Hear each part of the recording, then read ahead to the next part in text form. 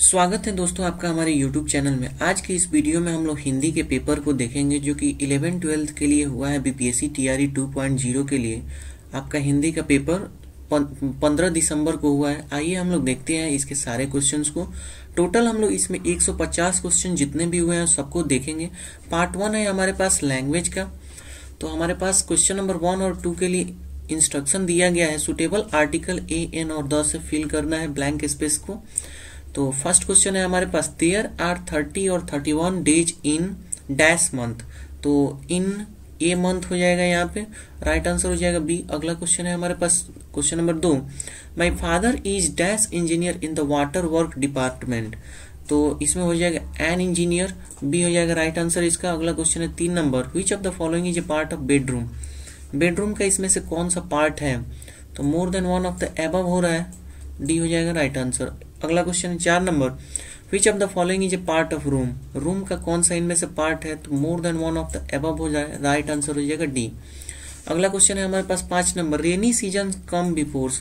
Rainy season कब आता है? तो ये आता है विंटर के पहले, ए हो जाएगा। अगला क्वेश्चन है 6 number, the 8th month of the year. 8th month of the year बताना है, तो ये तो अगस्त होता है, लेकिन इसमें ऑप्शन ही नहीं है, राइट आंसर हो जाएगा नॉन ऑफ द एबव, ई।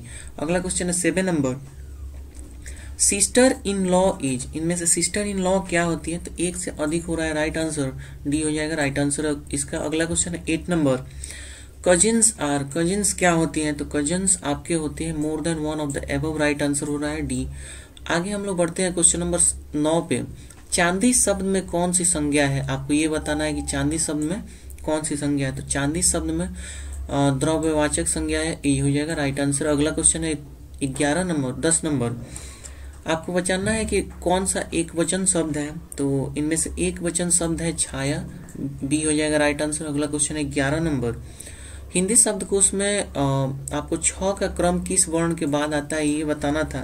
तो ये आता है आपका क के पश्चात, ये सी हो जाएगा राइट आंसर। अगला क्वेश्चन है 12 नंबर, जिसकी यह पुस्तक है उसे लौटा दो। इस वाक्य में कौन सा सर्वनाम है? तो इस वाक्य में है आपका संबंध वाचक सर्वनाम, बी हो जाएगा राइट आंसर। अगला क्वेश्चन है 13 नंबर, विशेषण का प्रमुख भेद कौन सा नहीं है, आपको बताना है। तो इनमें से नहीं है असार्वनामिक विशेषण, ए हो जाएगा राइट आंसर। 14 नंबर, निम्नलिखित में से कौन सा अशुद्ध वाक्य है? अशुद्ध वाक्य आपको बताना है, तो ये हो जाता है आपका विभत्स, ए हो जाएगा राइट आंसर। अगला क्वेश्चन 15 नंबर, कौन सा शुद्ध वर्तनी वाला शब्द है, ये आपको बताना है। तो इनमें से शुद्ध वर्तनी वाला शब्द ए वाला जो क्षत्रिय है, ये हो जाएगा। अगला क्वेश्चन है 16 नंबर, निम्नलिखित में से कौन सा तत्सम शब्द है? तो तत्सम शब्द आपका है स्नेह, बी हो जाएगा राइट आंसर। अगला क्वेश्चन है हमारे पास 17 नंबर, कौन सा विदेशी शब्द है, आपको ये बताना है।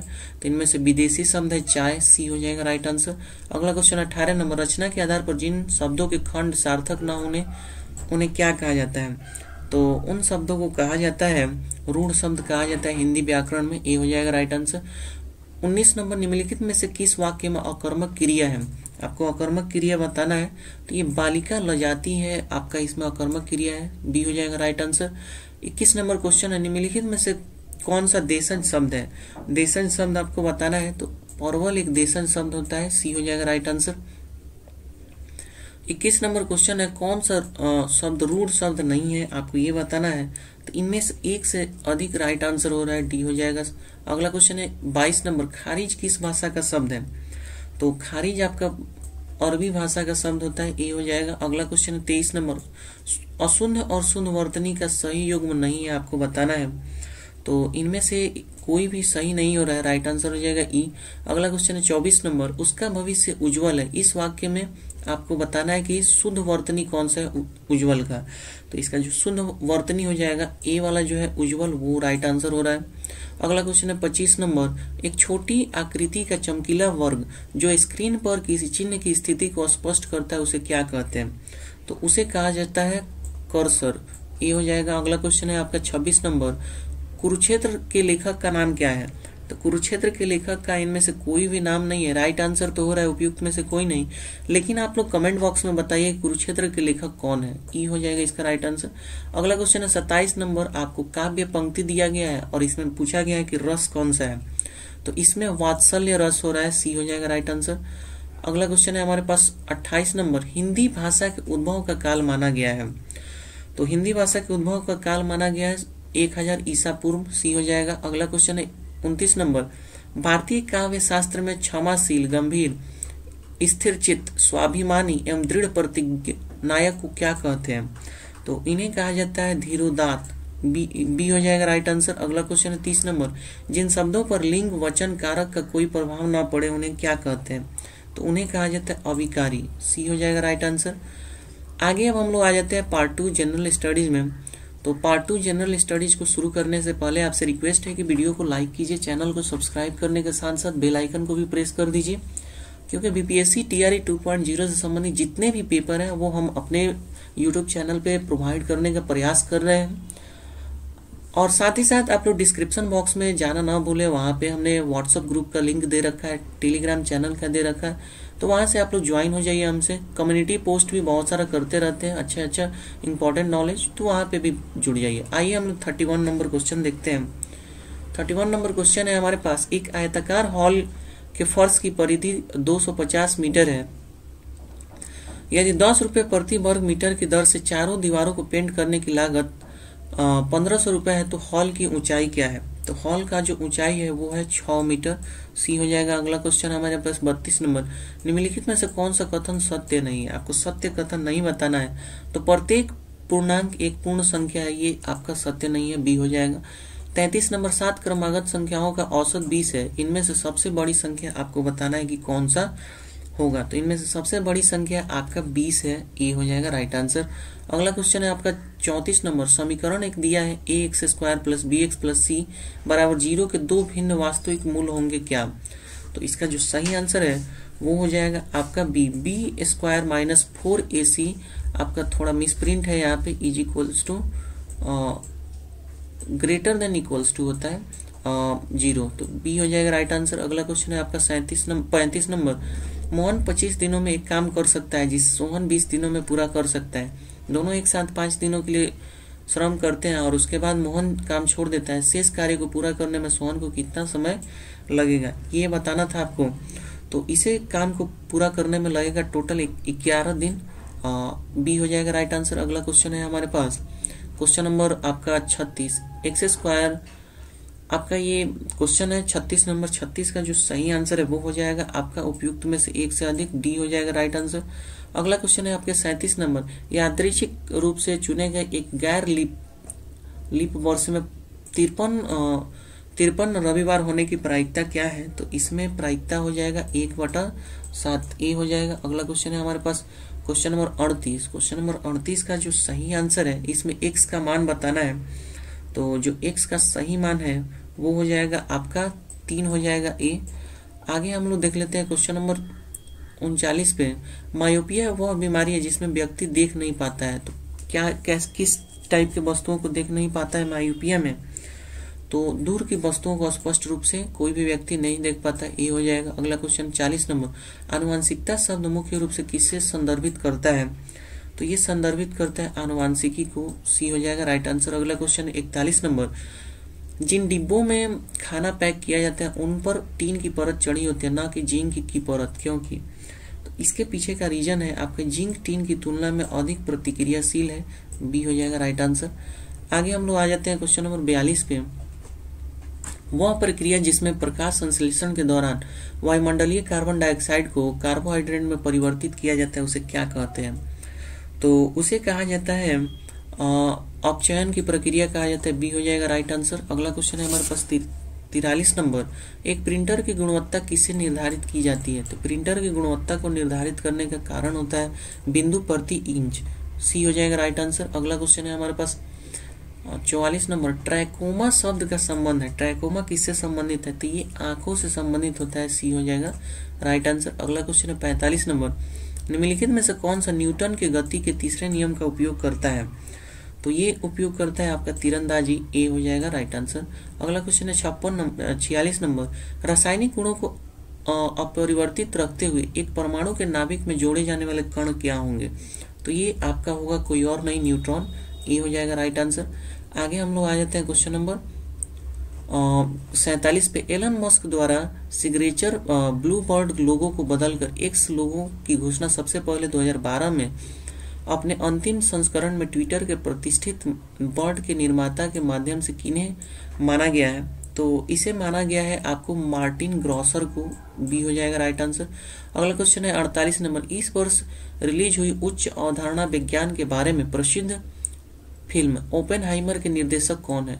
ओपेनहाइमर के निर्देशक आपको बताना है कि कौन है, तो ये है क्रिस्टोफर नोलन, ए हो जाएगा राइट आंसर। अगला क्वेश्चन है 49 नंबर में निम्नलिखित में से किसने राष्ट्रमंडल खेलों के 2026 संस्करण की मेजबानी से इसके आयोजन पर भारी अनुमानित व्यय के कारण अपना नाम वापस ले लिया है, ये बताना है। तो ये कोई और नहीं थे, ये थे आपका विक्टोरिया ऑस्ट्रेलिया, सी हो जाएगा राइट आंसर। अगला क्वेश्चन है हमारे पास 50 नंबर, हाल ही में बने विपक्षी राजनीतिक दलों के गठबंधन इंडिया का पूर्ण रूप, आपको इंडिया जो कि विपक्षी दलों ने बनाया है गुट, इसका फुल फॉर्म बताना था, तो ये फुल फॉर्म हो जाएगा इसका Indian National Development Inclusive Alliance, A हो जाएगा राइट आंसर।